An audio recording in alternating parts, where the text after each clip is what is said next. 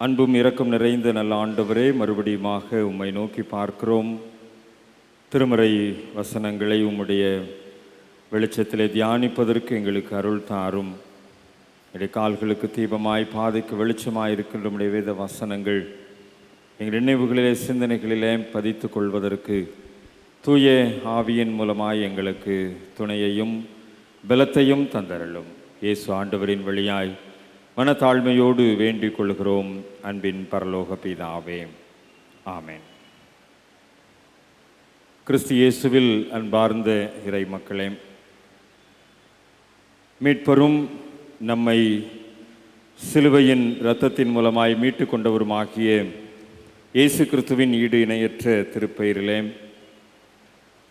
இந்த தவ காலத்தின் 5வது வெள்ளிக்கிழமை தியானத்தில் என்னோடு இணைந்து இருக்கின்ற உங்கள் அனைவரையும் வாழ்த்துகின்றேன். தந்தையாகிய கடவுளிடமிருந்தும் திருமைந்தனாம் இயேசு கிறிஸ்துவிடமிருந்தும் நம்மை ஆற்றல் படுத்தி நம்மை வழிநடத்துகின்ற தூய ஆவியரிடத்திலிருந்தும் அருளும் அமைதியும் நிறைவாய் நம்மை ஆளுகை செய்வதாக. நாம் படிக்க கேட்ட திருவிவிலிய பகுதியின் அடிப்படையிலேயும் நாம் காலையிலே அறிவிக்கப்பட்டதின் அடிப்படையிலேயும் இந்த நாளிலே நாம் நம்முடைய தொடர் தியானத்திலே கடுகு செடியை பற்றி தியானிப்பதற்கு நாம் ஆயத்தப்பட்டிருக்கிறோம். 3 நற்செய்தி நூல்களிலேயுமே ஆண்டவர் இயேசு கிறிஸ்து இந்த கடுகு தாவரத்தை பற்றி, கடுகு விதையை பற்றி சொல்லியிருக்கின்றார். யோவான் நற்செய்தி நூல் ஆசிரியர் இதை பயன்படுத்தவில்லை. ஆனாலும் சமநோக்கு நற்செய்தி நூல்கள் என்று சொல்லப்படுகின்ற 3 நற்செய்தி நூல்களிலேயுமே இது பயன்படுத்தப்பட்டிருக்கின்றது. இயேசு கிறிஸ்துவின் ஓமையின் வழியாக ஒரு சிறிய விதையை கொண்ட 1 வருட பயிர் என்று இதை சொல்லுகின்றார்கள். விவிலிய அறிமுகத்திலே கடுகு செடியை பற்றியதான குறிப்புகள் உண்டு.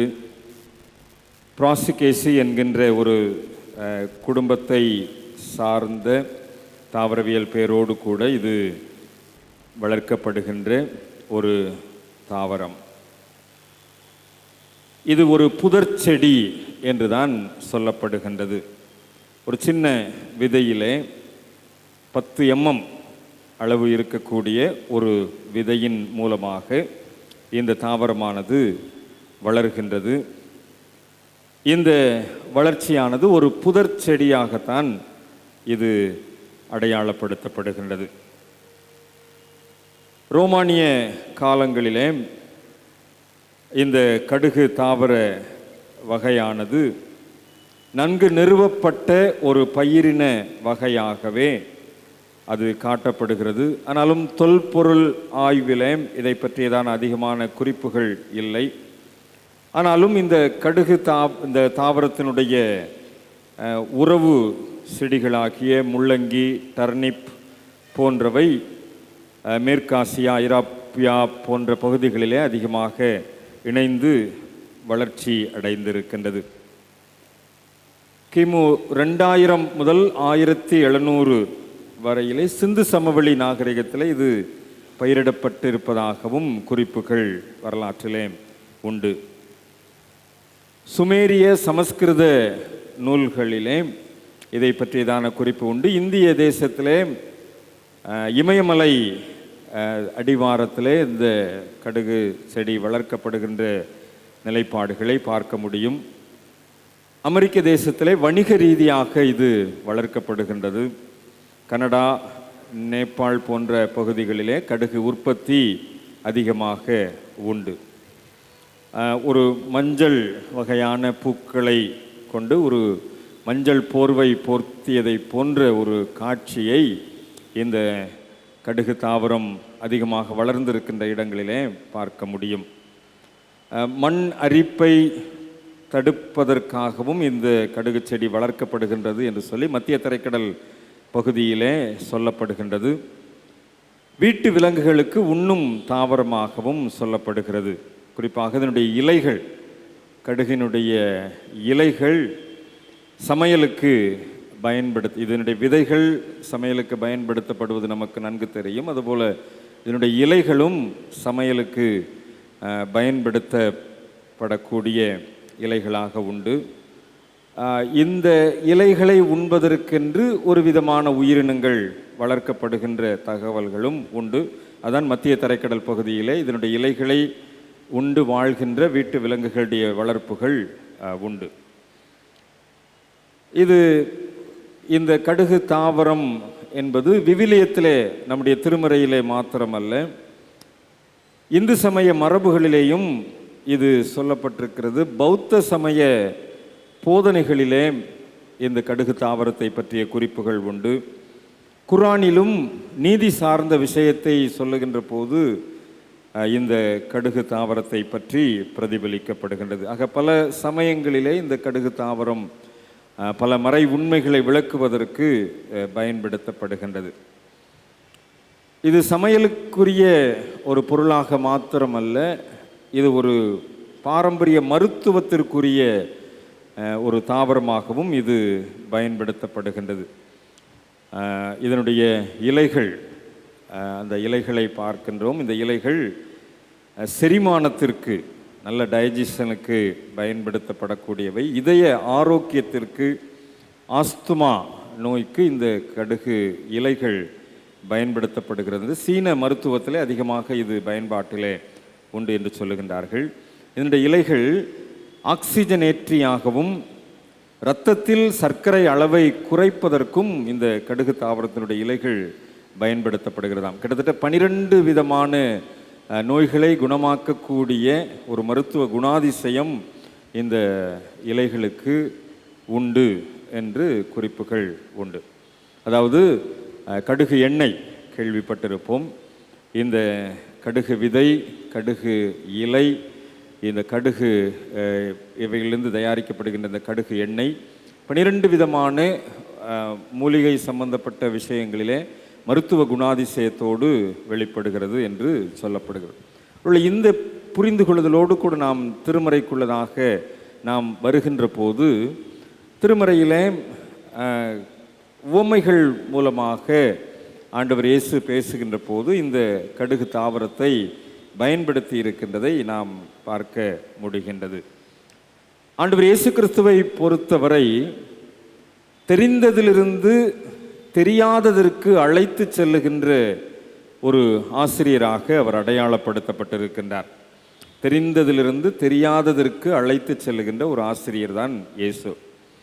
ஒரு புதிய கருத்தை அல்லது ஒரு புதிய எண்ணத்தை அவர் அறிமுகப்படுத்துகின்ற போது, ஏற்கனவே புரிந்து கொண்ட ஒரு தொடர்புடைய சூழலிலிருந்து அந்த கருத்தை வலியுறுத்துவது அவருடைய ஒரு நல்ல மாண்பாக உள்ளது. ஒரு புதிய கருத்தை அல்லது புதிய எண்ணத்தை அறிமுகப்படுத்துகின்ற போது ஏற்கனவே புரிந்து கொண்ட ஒன்றோடு கூட தொடர்பு படுத்தி அவர் அதை சொல்லுவது வழக்கம்.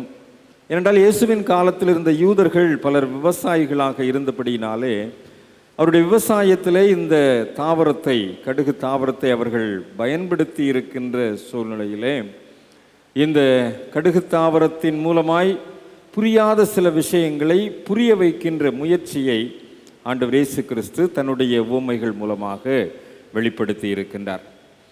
ஆண்டவர் இயேசு கிறிஸ்து 4 நற்செய்தி நூல்கள் மூலமாகத்தான் அவர் பேசிய உவமைகளை நாம் அறிந்து கொள்கின்றோம். கிட்டத்தட்ட 43 உவமைகள் அவர் சொல்லியிருப்பதாக 4 நற்செய்தி நூல்களையும் பார்க்க முடிகின்றது. மத்தேயு நற்செய்தி நூலிலே 17 உவமைகள், மார்க்கு நற்செய்தி நூலிலே 5 உவமைகள், லூக்கா நற்செய்தி நூலிலே 19 உவமைகள், யோவான் நற்செய்தி நூலிலே 2 உவமைகள். மொத்தம் நீங்கள் பார்ப்பீர்கள் சொன்னால் 43 உவமைகளை அவர் சொல்லியிருப்பார். யோவான் நற்செய்தி நூலிலே சொன்ன 2 உவமைகளும் வேறு மற்ற நற்செய்தி நூல்களிலே சொல்லப்பட்டிருக்க மாட்டாது. அதே போல் லூக்கா நற்செய்தி நூலிலே 19 உவமைகளையும் 2 உவமைகள் லூக்கா நற்செய்தி நூல் ஆசிரியர் மாத்திரம் பயன்படுத்தியிருக்க. ஆக 43 விதமான உவமைகளை ஆண்டவர் இயேசு கிறிஸ்து இந்த 4 நற்செய்தி நூலின் வழியாக இன்றைக்கு நமக்கு கற்றுக் கொடுத்திருக்கின்றார். இந்த உவமைகளை குறித்து பல திருச்சபை தலைவர்கள் தங்களுடைய ஆய்வின் மூலமாக வெளிப்படுத்துகின்ற போது, குறிப்பாக Gregory, Hillary, Chrysostom, Jerome, Augustine போன்ற தலைவர்கள், பேராயர்களாக இருந்தவர்கள் எல்லாம் இந்த எளிய உவமைகள் மூலமாக வலிய கருத்துக்களை ஆண்டவர் இயேசு எளிய மக்களுக்கு பதிய வைத்திருக்கிறார் என்பதை சொல்லுகின்றார்கள். எளிய உவமைகள் மூலமாக வலிய கருத்துக்களை எளிய மக்கள் புரிந்து கொள்ளுகின்ற வகையிலே பதிய வைத்திருக்கிறார் என்று இந்த திருச்சபை தலைவர்கள் எல்லாரும் சொல்லுகின்றார்கள். அந்த அடிப்படையிலே நாம் திருமறைக்குள்ளதாக இந்த கடுகு தாவரத்தை குறித்து ஆண்டவர் இயேசு எங்கெல்லாம் பயன்படுத்தி இருக்கிறார் என்று பார்க்கின்ற போது இந்த 3 நற்செய்தி நூல்களிலே இந்த பயன்பாடானது சொல்லப்பட்டிருக்கிறதை நாம் பார்க்க முடிகின்றது. மத்தேயு 13ஆம் அதிகாரம், மார்க்கு 4ஆம் அதிகாரம், லூக்கா 13ஆம் அதிகாரம். இந்த 3 நற்செய்தி நூல்களையும் இந்த அதிகாரங்கள் மாத்திரம்தான் ஆண்டவர் இயேசு கிறிஸ்து கடுகு தாவரத்தை பயன்படுத்தி சில உவமைகளை, சில காரியங்களை எளிய மக்களும் புரிந்து கொள்ளக்கூடிய வகையிலே கற்றுக் கொடுத்திருக்கின்றார். இந்த 3 பகுதிகளையும் நாம் இணைத்து படித்து தியானிக்கின்ற போது 2 பெரிய விஷயங்கள் அல்லது 2 பெரிய உண்மைகள் நம்முடைய கிறிஸ்தவ வாழ்வுக்கு ஏற்ற வகையிலே ஆண்டவர் அதை கற்றுக் கொடுத்திருக்கின்றதை நாம் புரிந்து கொள்ள முடிகின்றது. இந்த நாளிலே நான் அந்த 2 பெரிய உண்மைகளையும் நான் உங்களோடு கூட இந்த கடுகு தாவரத்தின் மூலமாக இணைந்து தியானிக்க அழைக்கின்றேன். ஒன்று, விசுவாசத்தின் வலிமையை பற்றி சொல்லியிருக்கின்றார். இன்னொன்று, இறையரசின் வளர்ச்சியை பற்றி சொல்லியிருக்கின்றார். விசுவாசத்தின் வலிமை, இறையரசின் வளர்ச்சி, இந்த 2ம் தான் ஆண்டவர் இயேசு கிறிஸ்துவை பொறுத்த வகையிலே கடுகு தாவரத்தை பயன்படுத்தி இந்த கடுகு செடியின் மூலமாய், கடுகு விதையின் மூலமாய் ஆண்டவர் இயேசு கிறிஸ்து நல்ல உவமைகளாக, உவமானங்களாக வலிய கருத்துக்களை, அரிய பெரும் கருத்துக்களை மிகவும் ஆற்றலோடு கூட பயன்படுத்தி இருக்கின்றதை பார்க்க முடிகின்றது. மத்தேயு 17ஆம் அதிகாரம் 20ஆம் வசனத்தை நீங்கள் எடுத்துக்கொள்ளலாம். அதற்கு இயேசு, உங்கள் அவிசுவாசத்தினாலே தானே, கடுகு விதையளவு விசுவாசம் உங்களுக்கு இருந்தால் நீங்கள் இந்த மலையை பார்த்து இவ்விடம் விட்டு அப்புறம் போ என்று சொல்ல அது அப்புறம் போம்.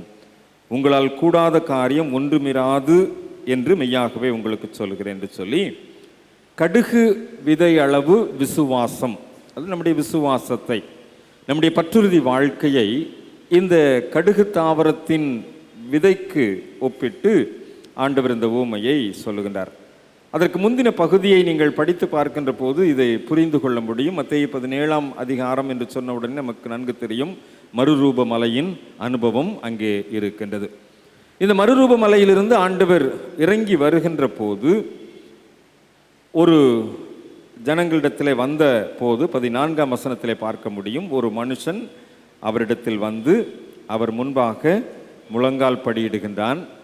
அவன் ஒரு கோரிக்கையை வைக்கின்றான், என் மகனுக்கு இறங்கும், அவன் சந்திர ரோகியாய் கொடிய வேதனைப்படுகிறான், அடிக்கடி தீயிலும் அடிக்கடி ஜலத்திலும் விழுகிறான். அவனை உம்முடைய சீஷர்களிடத்தில் கொண்டு வந்தேன், அவனை சொஸ்தமாக்க அவர்களால் கூடாமற் போயிற்று என்று அவரிடத்தில் ஒரு கோரிக்கையை வைக்கின்றான். ஆண்டவர் இயேசு கிறிஸ்து மறுரூப மலையிலே ஒரு மிகப்பெரிய அனுபவத்தோடு கூட, ஒரு மிகப்பெரிய ஆற்றலோடு கூட அங்கிருந்து இறங்கி வருகின்றார். வருகின்ற போது இந்த கோரிக்கை அவரிடத்தில் வைக்கப்படுகின்ற போது ஆண்டவர் நேரடியாக அங்கே ஒரு கடிந்து கொள்ளுதலை வைக்கின்றார். விசுவாசம் இல்லாத மாறுபாடுள்ள சந்ததியே. இந்த கடுகு விதையை விசுவாசத்திற்கு ஒப்பிடுகின்ற போது ஆண்டவர் இயேசு கிறிஸ்து அதற்கு முன்பதாக என்ன சொல்லியிருக்கிறார் என்பதை நாம் புரட்டி பார்க்கின்ற போது புரிந்து கொள்ள முடிகின்றது. நம்முடைய விசுவாசத்தை ஒரு மாறுபாடுள்ள சூழ்நிலைக்கு ஒப்பிட்டு, நீங்கள் விசுவாசம் இல்லாமல் இருக்கின்றீர்கள், எதுவரைக்கும் நான் உங்களிடத்திலே பொறுமையாயிருப்பேன் என்று சொல்லி அந்த இடத்திலே இந்த கடுகு தாவரத்தை அங்கே அவர் அங்கே ஓமையாய் காட்டுகின்றதை பார்க்கின்றோம். ஆண்டவர் இயேசு அந்த பிசாசை துரத்தி விடுகின்றார்.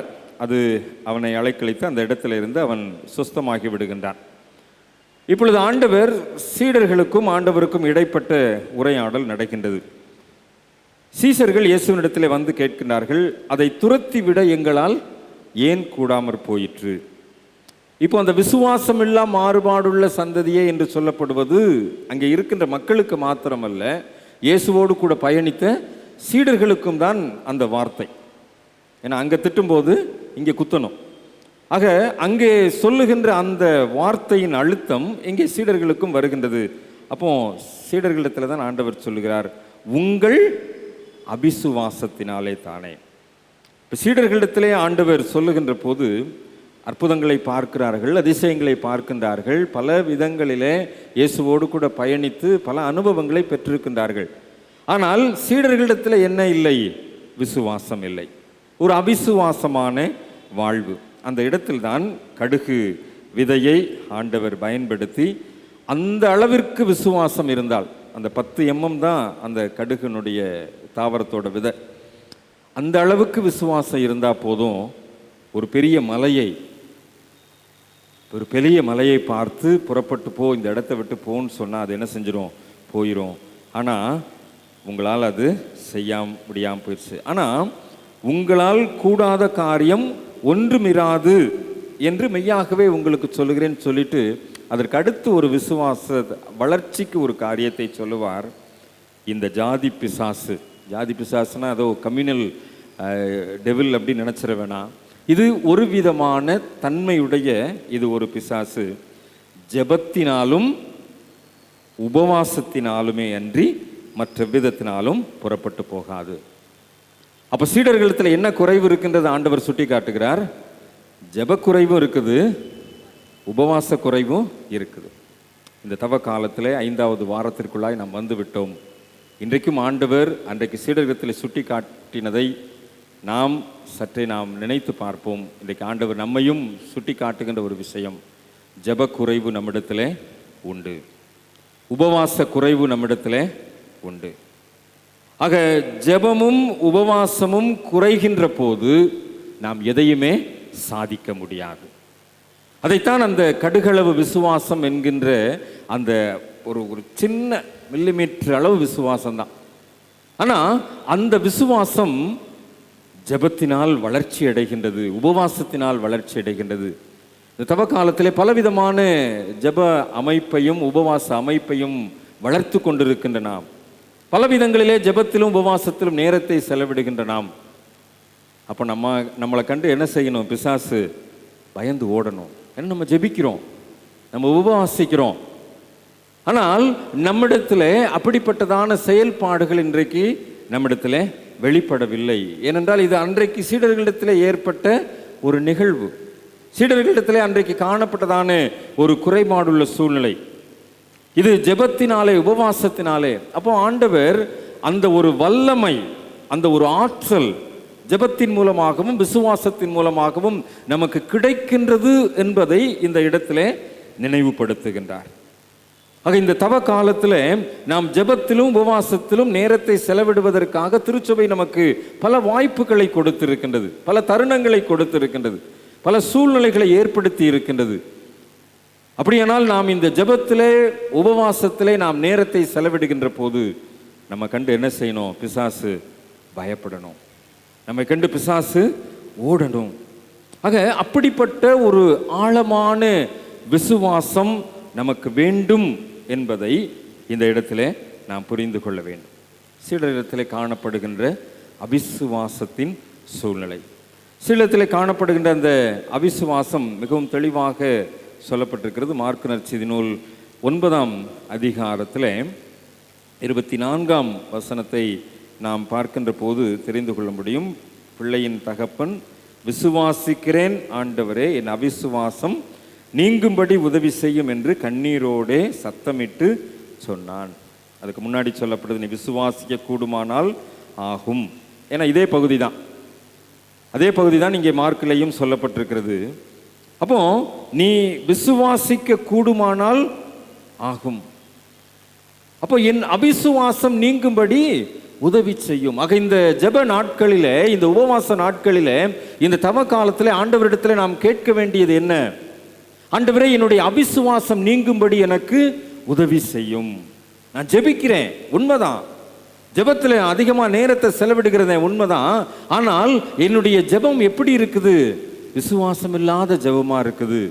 ஆண்டவரே, என்னுடைய அவிசுவாசம் நீங்கும்படி உதவி செய்யும் என்று சொல்லி நாம் ஜெபிப்போம் என்று சொன்னால், ஆண்டவர் விசுவாசிக்கிறவனுக்கு எல்லாம் கூடும் என்ற வசனத்தின்படி நம் மூலமாக பெரிய காரியங்களை ஆண்டவர் செய்தார். அதே மார்க்கு நற்செய்தி நூலில் தான் 16ஆம் அதிகாரத்துக்கு நீங்கள் வந்தீங்க அப்படின்னா மிகவும் தெளிவாக சொல்லப்பட்டிருக்கிறது. மார்க்கு 16ஆம் அதிகாரத்தில் 16ஆம் வசனத்தில் நீங்கள் பார்ப்பீர் என்று சொன்னால், விசுவாசம் உள்ளவனாக்கி ஞானஸ்நானம் பெற்றவன் ரட்சிக்கப்படுவான், விசுவாசியாதவனோ ஆக்கினைக்குள்ளாக தீர்க்கப்படுவான் சொல்லிட்டு ஒரு காரியம் சொல்லப்பட்டிருக்கிறது. விசுவாசிகளால் நடக்கும் அடையாளங்கள் ஆவன. என்ன சொல்லப்பட்டிருக்குது? என் நாமத்தினாலே பிசாசுகளை துரத்துவார்கள், நவமான பாஷைகளை பேசுவார்கள், சர்ப்பங்களை எடுப்பார்கள், சாவுக்கேதுவான யாதொன்றை குடித்தாலும் அது அவர்களை சேதப்படுத்தாது, வியாதியஸ்தர் மேல் கைகளை வைப்பார்கள், அப்பொழுது அவர்கள் சுஸ்தமா. இது யாரால? விசுவாசிகளால். ஒரு பெரிய ஊழியக்காரரால் நடக்கும் அற்புதங்களாவனன்னு சொல்லல, ஒரு பெரிய தீர்க்கதரிசியினால் நடக்கும் அற்புதங்களாவனன்னு பட்டியல் போடல, ஒரு பெரிய குருவானவரால் நடக்கும் அற்புதங்கள் என்று சொல்லி பட்டியல் போடல. விசுவாசிகளாகிய உங்களால் நடக்கும் அற்புதங்கள் யாவன. அப்போ நீங்க கை வச்சா சுகமாகும், நீங்க பிசாச போன்னு சொன்னா போகும். இதுதான் விசுவாசிகளால் நடக்கும் அடையாளங்கள். இதுக்கு எவ்வளவு விசுவாசம் வேணும்? 10 mm விசுவாசம். அந்த கடுகு தாவரத்தின் விதை அளவு தான் விசுவாசம். அதைத்தான் ஆண்டவர் இன்றைக்கு எதிர்பார். அதுதான் நம்மகிட்ட இல்லை, அதுதான் நம்மகிட்ட இல்லை. ரொம்ப வேணாம், தலைவலிக்குது, எனக்கு தலைவலிக்குது, என் தலையில் நானே கையை வச்சு இயேசுவின் நாமத்தினால தலைவலி போகணும்னா போகணுமா வேணாமா? அப்போ எனக்கு விசுவாசம் இல்லை. நான் எங்கே போகிறேன்? மெடிக்கல் ஷாப்பில் போய் ஒரு தலைவலி மாத்திரையை வாங்கி போட்டால் தான் என்னுடைய விசுவாசம் எங்கே இருக்குது? மெடிக்கல் ஷாப்பில் தான் இருக்குது. என்னுடைய விசுவாசம் என்னுடைய ஜெபத்தில் இல்லை. கால் வலிக்குது, முழங்கால் படியிட்டு ஜெபம் பண்ணுவோன்னு சொன்னால் பாதி பேர் உட்கார்ந்தான் இருப்பீங்க, கால் வலின்னு சொல்லுவீங்க. முழங்காலில் கை வைங்க, இயேசுவின் நாமத்தினாலுடைய முழங்கால் முடங்கட்டும்னு சொல்லிட்டு முழங்கால் போடுங்க. விசுவாசம் எங்கே இருக்கிறது? இந்த கடுகள விசுவாசத்தை தான் ஆண்டவர் இங்கே சுட்டி காட்டுகின்றார். ஆக அந்த கடுகு தாவரத்திலிருந்து வெளிப்பட்ட விதையின் அளவு இருக்கின்ற விசுவாசம் பெரிய பெரிய அற்புதங்களை செய்யக்கூடியது. பெரிய பெரிய ஆச்சரியமான காரியங்களை நாம் நடப்பிப்பதற்கு இப்போ விசுவாசத்துடன் நாம் சொல்லுகின்ற போது ஒரு ஆற்றல் உண்டாகின்றது, ஒரு பவர். அந்த பவர் தான் என்ன செய்யுது? பிசாசை துரத்துது. அங்கே வியாதியஸ்தர்கள் மேல் கைகளை வைக்கின்ற போது சுகம் கிடைக்கின்றது. ஆக நம்முடைய போராட்டம், நம்முடைய பிரச்சனை, நம்முடைய வியாதி நாம் விசுவாசத்தோடு ஜெபிக்கின்ற போது, யாக்கோபு நிருபத்தில் தான் சொல்லப்படுது, விசுவாசம் உள்ள ஜெபம் பிணியாளியை ரட்சிக்கும். ஆக விசுவாசத்தோடு கூட நாம் ஜெபிக்கவில்லை என்பதை இந்த தவ காலங்களிலே, இப்படி ஜெபிக்கின்ற இந்த காலங்களிலே, உபவாசிக்கின்ற இந்த காலங்களிலே நாம் புரிந்து கொள்ள அழைக்கப்படுகின்றோம். அப்போ நம்ம இப்போ ஜெபிக்கிறதுக்கு நம்ம எப்படி நம்ம பழகிக்கணும்? 5 வாரம் வந்துடுச்சு, இப்போ நம்ம எப்படி பழகிக்கிறணும்? மார்க்கு 9:24 இருக்குது, ஆண்டவரே என் அவிசுவாசம் நீங்கும்படி எனக்கு உதவி செய்யும். ஆண்டவரே என்னுடைய அவிசுவாசம் நீங்கும்படி எனக்கு உதவி செய்யும் சொல்லி ஜெபிக்கின்ற போதுதான் நான் விசுவாசியா மாற முடியும். நான் விசுவாசியா மாறினதுக்கு பிற்பாடு தான் விசுவாசியால் நடக்கும் அடையாளங்களை நான் நிறைவேற்ற முடியும். அப்புறம் நம்ம எதுக்குங்க கன்வென்ஷன் கூட்டத்துக்கு ஓட போகிறோம்? எதுக்கு அங்கே இங்கன்னு ஃபோன் பண்ணிட்டு ஓட போகிறோம்? நம்ம தானே விசுவாசி, நம்ம மூலமான தான் இந்த அற்புதங்கள்லாம் நடக்கும்னு ஆண்டவர் சொல்லியிருக்கிறாரு. அப்போ நமக்கு விசுவாசம் இல்லை இல்லை? அப்போ நம்ம இந்த தவ காலத்தில் ஆண்டவரிடத்தில் கேட்க வேண்டும், என்னுடைய அவிசுவாசம் நீங்கும்படி எனக்கு உதவி செய்யும். ஆண்டவரே நான் விசுவாசிப்பதற்கு, நான் விசுவாசியாய் நான் உருவெடுப்பதற்கு எனக்கு உதவி செய்யும். சீடர்களிடத்தில் ஏற்பட்ட அதே பலவீனம் இன்றைக்கும் தொடர்கதையாய் நம்மிடத்தில் இருக்கின்றது. நம்முடைய ஜெபத்திலே குறைவு இருக்கின்றது, நம்முடைய உபவாசத்திலே குறைவு இருக்கின்றது. ஒரு ப்ராக்டிஸ் வச்சுருப்போம், தினமும் காலையில் இந்த 40 நாளும் சாப்பிட மாட்டேன்னு சொல்லிட்டு. சாப்பிடாமல் இருந்தால் என்ன செய்யணும்? ஃபாஸ்டிங்கில் இருந்தால் என்ன செய்யணும்? முழங்கால் போட்டு ஜெபம் பண்ணணும். சாப்பிடாம சும்மா ஊர் சுற்றிட்டு வேலையை செஞ்சுக்கிட்டே இருந்தா அர்த்தமே இல்லை. நான் உபவாசம் இருந்தேன் அப்படின்னா முழங்காலில் நிற்கணும். அதுதான் இந்த உபவாச காலத்தில், இந்த தவ காலத்தில் ஆண்டவர் நமக்கு கற்றுக் கொடுத்திருக்கின்ற காரியம். ஆக நம்முடைய உபவாசத்திலே குறைவுகள் இருக்கின்றது. உபவாசத்திலே நாம் பலவீனப்பட்டிருக்கின்றோம். ஆக இந்த வகை பிசாசு ஜபத்தினாலும் உபவாசத்தினாலுமே அன்றி வேறொன்றும் போகாதுன்னு ஆண்டவர் ஏன் சொன்னாரு? உங்களிடத்துல விசுவாச குறைவு மாத்திரமல்ல, உங்களுடைய ஜபத்திலேயும் உபவாசத்திலேயுமே குறைவு இருக்கிறது என்பதை இந்த கடுகளவு விசுவாசத்தின் மூலமாய் ஆண்டவர் கற்றுக் கொடுத்திருக்கின்றார். ஒருவேளை இன்றைக்கு நம்முடைய விசுவாசத்தின் அளவுகோலை சற்று நாம் நிதானித்து பார்ப்போம். நமக்கு விசுவாசம் சொன்ன உடனே விசுவாசிகளின் தகப்பன் யாரு? ஆபிரகாமை பற்றி நமக்கு நினைவுக்கு வரும். ஆபிரகாமுடைய விசுவாசம் சோதிக்கப்பட்ட நிலை ஆதியாகமம் 22ஆம் அதிகாரம். இந்த காட்சியை நாம் பார்க்கலாம். ஆதியாகமம் God called Abraham, "Here I am." Then came the unthinkable. "Take your son, your only son Isaac, whom you love, and sacrifice him." Isaac, the miracle child, the promise. And now God asked for him. Early the next morning, Abraham obeyed. For 3 days they walked, wood on Isaac's back, knife in Abraham's belt. Isaac asked, "Where is the lamb?" Abraham answered, "God will provide." On the mountain he built the altar. He bound his son, raised the knife, one breath from death.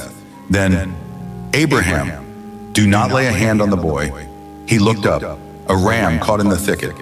God had provided, Isaac lived. The place was named, "The Lord will provide." This was more than a test, it was a prophecy. Centuries later, another son carried wood up a hill, but no voice stopped the sacrifice. Jesus became the lamb, our substitute. Faith heard. இந்த விசுவாசிகளின் தகப்பனுடைய வரலாற்றை நாம் நன்கு அறிந்திருக்கின்றோம். இந்த விசுவாசிகளின் தகப்பனுக்கு ஆண்டவர் சோதிக்கின்ற போது அவன் 12ஆம் அதிகாரத்தில், ஆதியாகமம் 12ஆம் அதிகாரத்தில் எப்படி அந்த சந்ததியை உருவாக்குவேன் என்கின்ற தரிசனத்தோடு அவன் புறப்பட்டு சென்றான். அப்போ வயது முதிர்ந்த சூழ்நிலையிலே பெற்றுக்கொண்ட ஒரே குமாரன். இப்போ ஆண்டவர் சொல்லுகின்றார், உன்னுடைய நேச குமாரனை, உன்னுடைய புத்திரனை, உன்னுடைய ஏக சுதனை நீ என்ன செய்யணும்? தகன பலியாக பலியிட வேண்டும் என்று சொல்லி. ஆபிரகாமுக்கு உள்ள நொறுங்கி போயிருக்கும். ஆனாலும் ஆண்டவர் கேட்டுட்டார் அப்படின்னா அதுக்கு மறு உத்தரவு ஒன்றுமில்லைன்னு சொல்லிட்டு மறுநாள் புறப்பட்டு 3 நாள் பிரயாணங்களை எடுத்து போகின்றான்.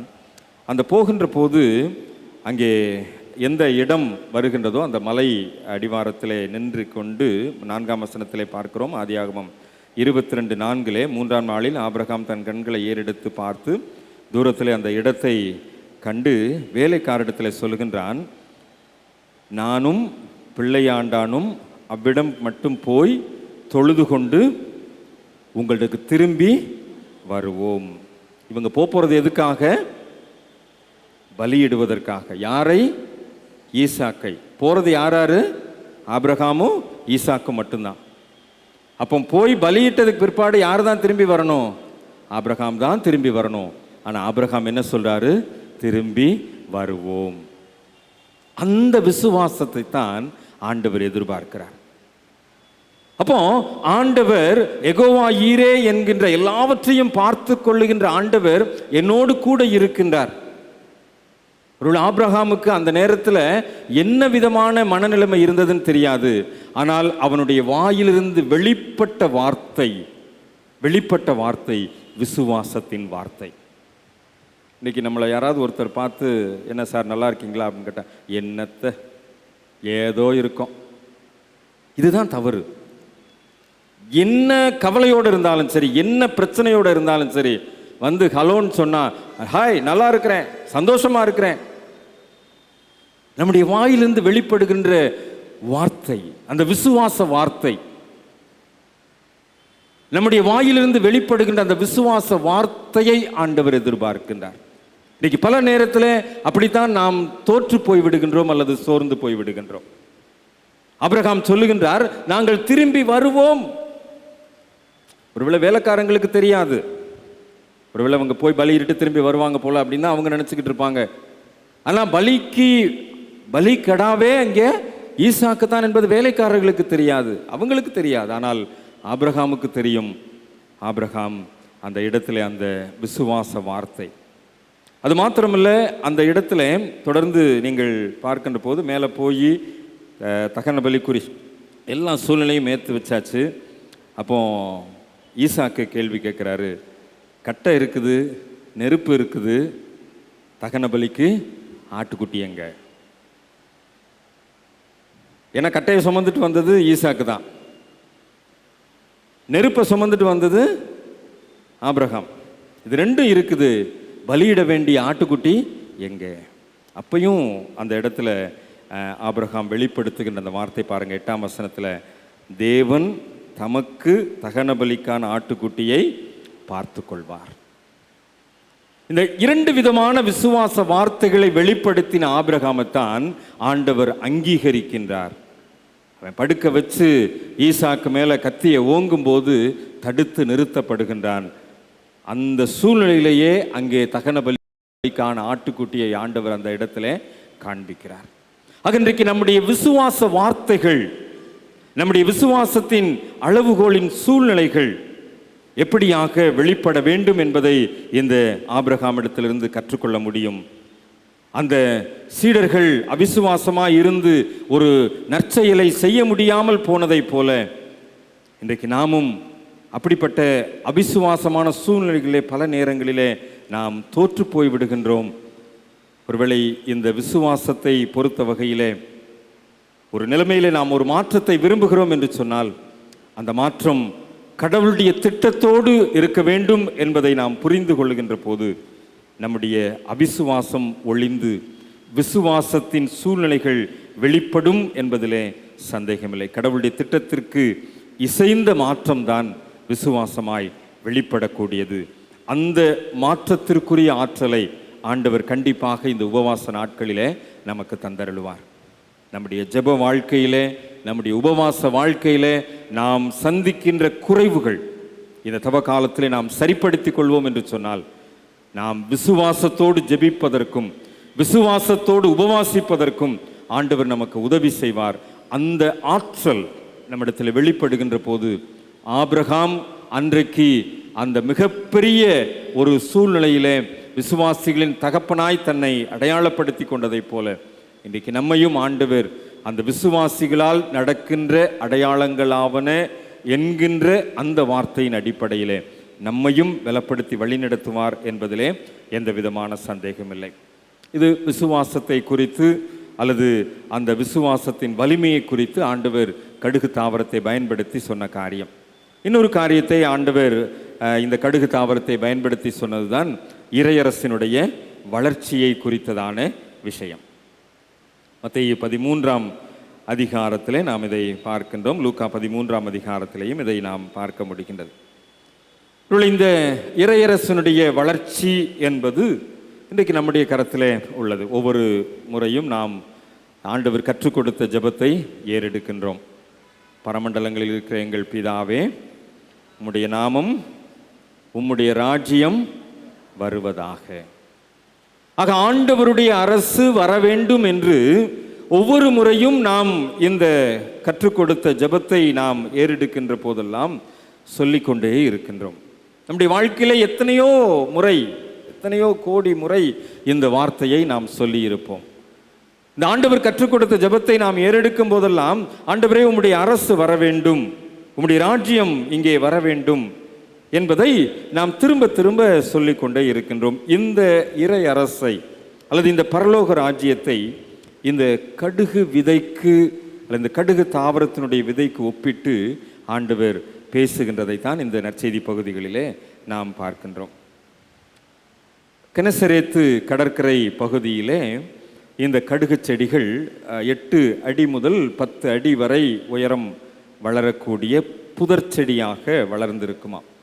இந்த புதர் செடிகளில் தான் பறவைகள் வந்து அடைகின்றதாம். அதாவது அதோடைய நிழல்ல பறவைகள் வந்து அடையக்கூடிய ஒரு சூழ்நிலை. ஆகவே இந்த கலிலேயாவினுடைய ஊழிய காலத்திலே ஆண்டவர் இயேசு சொன்ன ஒரு ஊமையாக இது அமைந்திருக்கும். ஒருவேளை கடுகு விதையை போல இறையரசை ஆண்டவர் பயன்படுத்துகின்ற போது இந்த கடுகு விதையின் நிலைமைக்கு ஒப்பிட்டு ஆண்டவர் இதை பயன்படுத்துகின்றார்.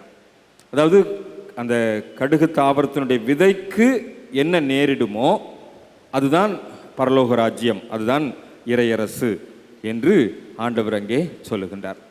ஒரு சின்ன தொடக்கம்னா அந்த 10 mm, அதுதான் சின்ன தொடக்கம். ஆனால் பெரிய முடிவு எது? பெரிய முடிவு நிறைய பறவைகள் வந்து அடைகின்ற அளவிற்கு ஒரு 10 அடி அல்லது 8 அடி வளர்கின்ற ஒரு புதர் செடியினுடைய பெரிய முடிவு. ஆக இந்த இடத்துல இந்த இறையரசை குறித்து ஆண்டவர் சொல்லுகின்ற போது, பரலோக ராஜ்யத்தை குறித்து சொல்லுகின்ற போது, இந்த பறவைகளை புற இன மக்களாக, யூத சமயத்திற்கு அல்லாத, அந்த யூத சமயத்திற்கு அப்பாற்பட்ட சமயத்தை சார்ந்த மக்களாக இந்த பறவைகளை அடையாளம் காட்டி, இந்த பறவைகள் எப்படி இந்த கடுகு தாவரத்தில் வந்து நிழலுக்காக அண்டுகின்றதோ அதுபோல பிற சமய மக்கள், பிற இன மக்கள் பரலோக ராஜ்யத்திலே சேர்க்கப்படுகின்றார்கள் என்பது ஆண்டவருடைய இந்த பரலோக ராஜ்யத்தை குறித்து ஆண்டவர் சொல்லுகின்ற ஒரு புரிந்து கொள்ளுதலாக இருக்கின்றது. எசேக்கியேல் 31 அதிகாரத்தையும் தானியேல் 4 அதிகாரத்தையும் தயவுசெய்து வீட்டில் சென்று படித்து பாருங்கள். இதனுடைய பகுதியை ஒப்பிட்டு அங்கே சொல்லப்பட்டிருக்கின்ற காரியங்கள். அந்த முதல் நூற்றாண்டு காலத்தில் அன்றைக்கு இருந்த யூதர்கள் மெசியாவினுடைய வருகையை எதிர்பார்த்து காத்திருந்தார்கள். மெசியா என்ற ஒருவர் வருவார் என்கின்ற ஒரு எதிர்பார்ப்பு. ஆக இயேசு கூறும் இந்த இறையரசு உவமையிலே அல்லது இறையரசின் போதனையிலே ஒரு பறந்து விரிந்த வளர்ச்சியை இந்த நிலைப்பாட்டிலே ஆண்டவர் அங்கே வெளிப்படுத்துகின்றதை நாம் பார்க்க முடிகின்றது. ஒருவேளை இயேசுவினுடைய கூற்றை பொறுத்த வகையிலே 2 விதமான காரியங்களை அங்கே வலியுறுத்துகின்றதை பார்க்க முடிகின்றது. ஒன்று, இந்த இறையரசு அல்லது பரலோக ராஜ்யம் என்பது ஒரு அரசியல் சார்புடையது அல்ல, அல்லது ஒரு வன்முறையினால் கட்டி எழுப்பப்படுவதும் அல்ல. ஏனென்றால் அன்றைக்கு இருந்த ரோமானிய பேரரசு, அன்றைக்கு இருந்த பரிசேயர்கள், சதுசேயர்கள், வேதபாரகர்கள், இவர்கள் இயேசுவினுடைய போதனைக்கு முரண்பட்டு அங்கே சொன்ன காரியங்கள். ஆக இந்த இறையரசினுடைய போதனை என்பது ஒரு அரசியல் சார்புடையதோ அல்லது ஒரு வன்முறையினால் கட்டி எழுப்பப்படுவதோ இல்லை என்பதை தெளிவுபடுத்துகின்றார். இன்னொன்று, மனிதநேய முயற்சிக்கும் அப்பாற்பட்டு இறைவன் இந்த அரசிற்காக செயல்படுகிறார் என்பதையும் ஆண்டவர் இயேசு கிறிஸ்து இந்த இறையரசு போதனையிலே வலியுறுத்துகின்றார். அதாவது மனிதனுடைய முயற்சிக்கு அப்பாற்பட்டு வேதபாரகர்கள் நினைச்சாங்க, சதுசேயர்கள் நினைச்சாங்க, பரிசேயர்கள் நினைச்சாங்க. ஆனால் இயேசுவனுடைய மாம்சீகத்தை தான் கொலை செய்ய முடிந்ததை ஒழிய இயேசுவினுடைய ஆவியினுடைய கருத்தியலை ஒரு நாளும் அவர்களால் கொலை செய்ய முடியவில்லை. ஆக மனித முயற்சிக்கு அப்பாற்பட்டு கடவுள் வேலை செய்கிறார் என்பதையும் இந்த இறையரசினுடைய போதனையிலே ஆண்டவர் அங்கே வலியுறுத்துகின்றார்.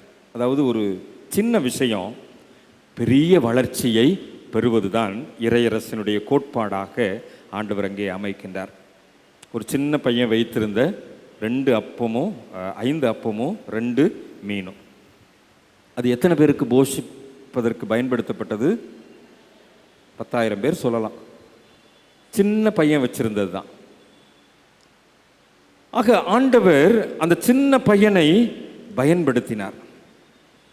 நோவாவினுடைய குடும்பம் ஒரு சின்ன குடும்பம். ஆனால் அன்றைக்கு ஒரு பெரிய போராட்டத்தில் 120 ஆண்டு போராட்டத்தில் கட்டி எழுப்பப்பட்ட வேளைக்குள் நோவாவினுடைய குடும்பம் மாத்திரம்தான் பிரவேசிக்க முடிந்தது.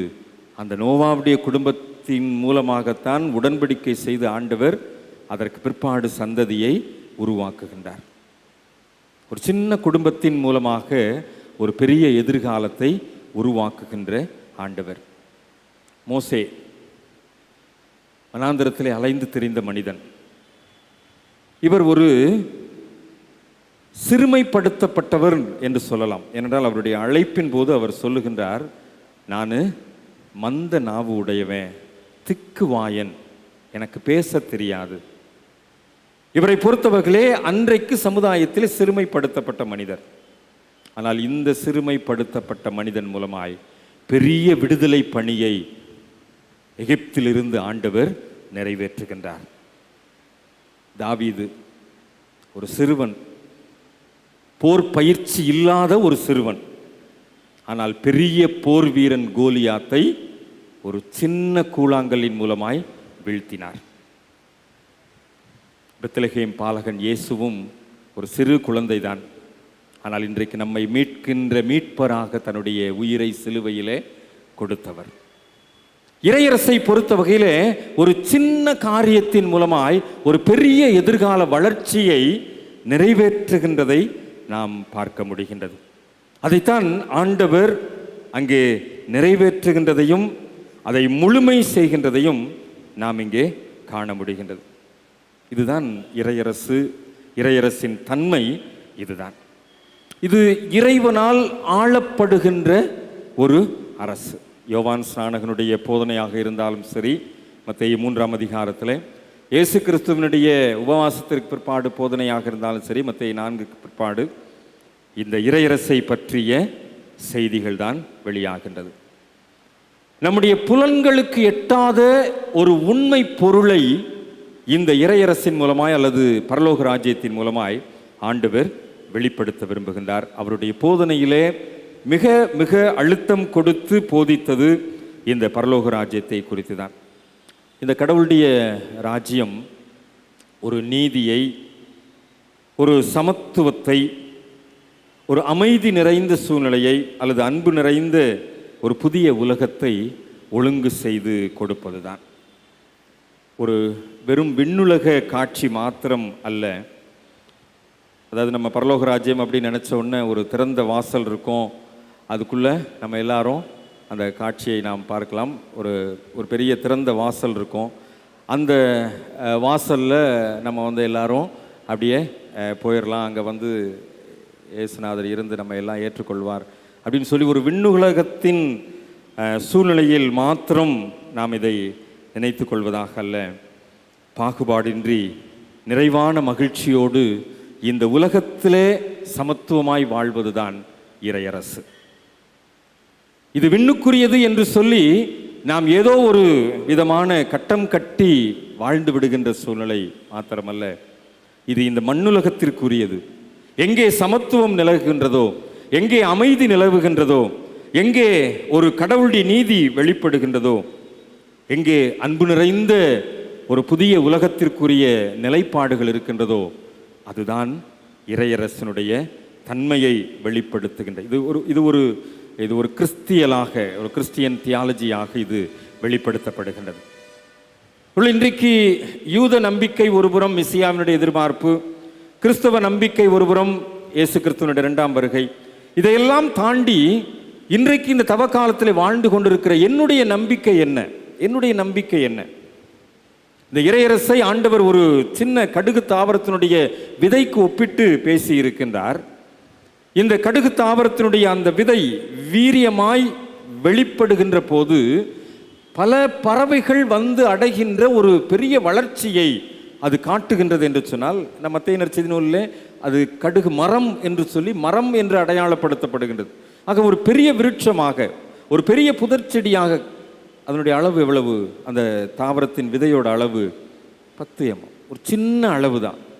ஆக இந்த சின்ன அளவை ஒரு பெரிய எதிர்பார்ப்போடு காட்டப்படுகின்ற ஒரு நிலைமையிலே ஆண்டவர் இயேசு கிறிஸ்துவினுடைய போதனை இன்றைக்கு நம்மை இறையரசிற்கு நேராக வழி நடத்துகிறது என்று சொன்னால், யூத நம்பிக்கையை தாண்டி, கிறிஸ்தவ நம்பிக்கையை தாண்டி இந்த தவ காலத்திலே என்னுடைய நம்பிக்கை, நான் இந்த பரலோக ராஜ்யத்திற்குரிய பங்காளனாய் என்றைக்கோ ஒரு நாள் வாழப்போகிறேன் என்று சொல்லி நான் நம்பிக்கொண்டிருக்கிறேனா, அல்லது இந்த உலகத்திலே சமத்துவத்தோடு, நீதியோடு, அன்போடு, மகிழ்ச்சியோடு வாழ்கின்ற போது அந்த இறையரசை நான் இங்கேயே காண்கிறேன் என்கின்ற நம்பிக்கையோடு நான் வாழ்ந்து கொண்டிருக்கிறேனா? அதான் இன்றைக்கு நமக்கு முன் வைக்கப்படுகின்ற ஒரு சவால். இந்த கடுகு தாவரத்திலிருந்து ஆண்டவர் சொன்ன அந்த விசுவாசத்தின் வலிமையும் இறையரசின் வளர்ச்சியும் இந்த தவ காலத்தில் நமக்கு ஆழமான ஒரு பற்றுறுதியை நமக்கு கொடுத்திருக்கிறது என்று சொன்னால் மிகையாகாது. நம்ம சாதாரணமாக தினமும் பயன்படுத்துகிறோம்.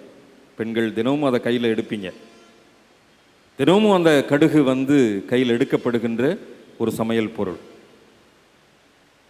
ஒருவேளை நீங்கள் கையில் எடுக்கும்போது ஆண்டவர் சொன்ன அந்த விசுவாசத்தின் வலிமை என்னிடத்தில் இருக்கிறதா?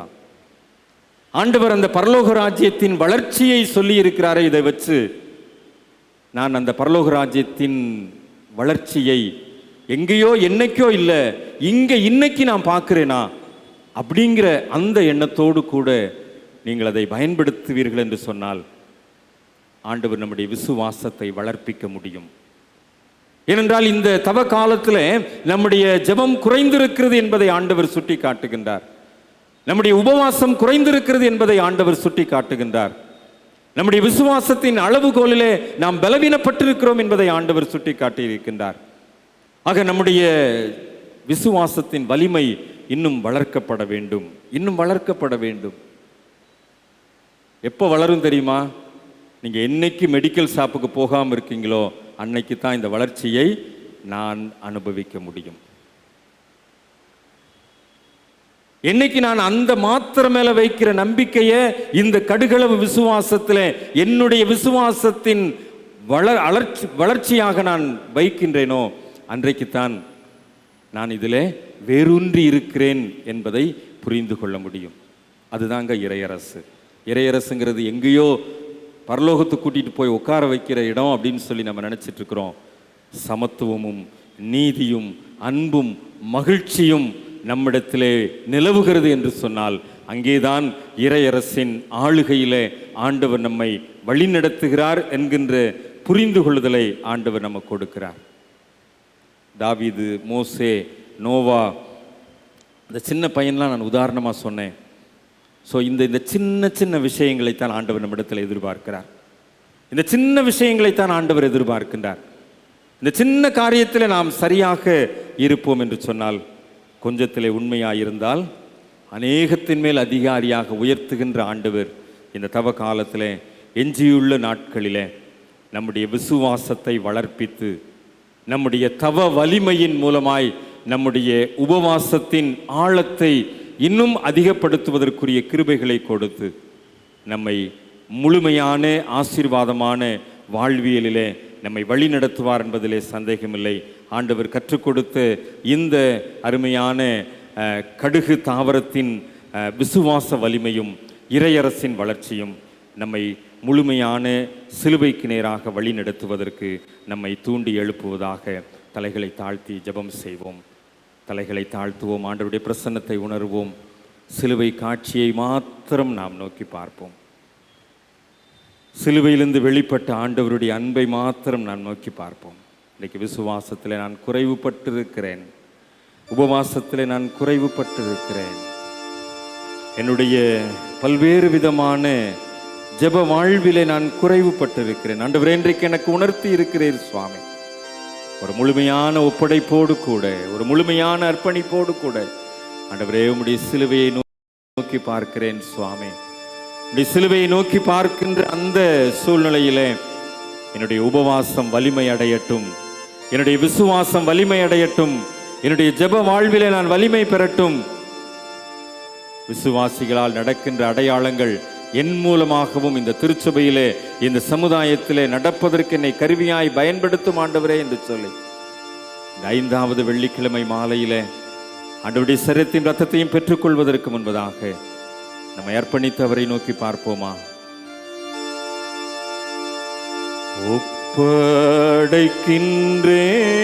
ஒப்படைக்கின்றேன் என் இயேசுவே, என்னை உம்மிடத்தில்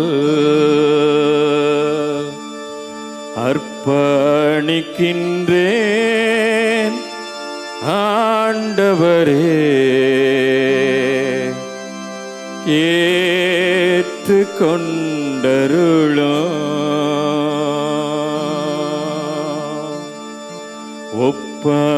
ஒப்படைக்கின்றேன் என் இயேசுவே, என்னை உம்மிடத்தில்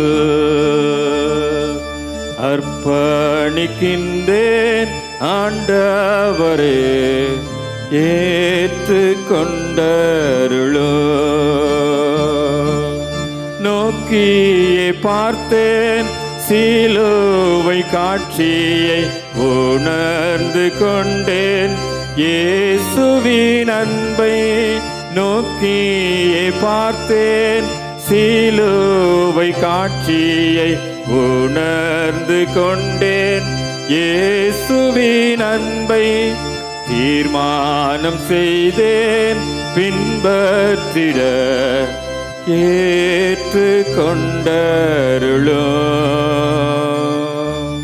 தீர்மானம் செய்தேன் பின்பற்றிட, ஏற்றுக்கொண்டருளும். என்னை ஏற்றுக்கொண்டருளும். என்னை ஏற்றுக்கொண்டருளும்.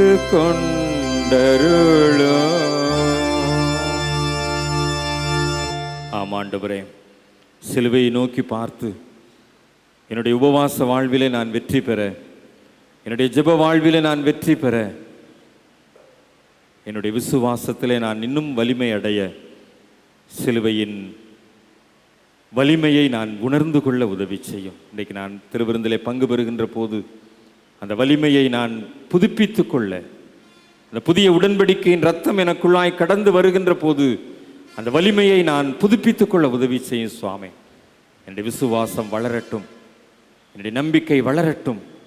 இறையரசு என்பது எங்கோ ஒரு தூர காட்சி மாத்திரமல்ல, இறையரசு இங்கே இருக்கின்ற அமைதியின் மூலமாய், இங்கே இருக்கின்ற சமத்துவத்தின் மூலமாய், இங்கே இருக்கின்ற நீதியின் மூலமாய், இங்கே இருக்கின்ற மகிழ்ச்சியின் மூலமாய் வெளிப்படுகிறது என்பதை நான் புரிந்து கொண்டு, இந்த கடுகு தாவரத்திலிருந்து நான் புரிந்து கொண்ட உண்மைகளை செயல் வடிவமாக்க ஆண்டவரே எனக்கு துணை செய்யும் என்று சொல்லி நாங்கள் உம்மை நோக்கி பார்த்து ஜெபிக்கிறோம். சிலுவையிலிருந்து வெளிப்பட்ட வல்லமை எங்கள் ஒவ்வொருவரையும் ஆளுகை செய்யட்டும். இயேசு ஆண்டவரின் வழியாய் மனத்தாழ்மையோடு ஜெபிக்கிறோம். அன்பு நிறைந்த நல்ல தகப்பனே, ஆமேன்.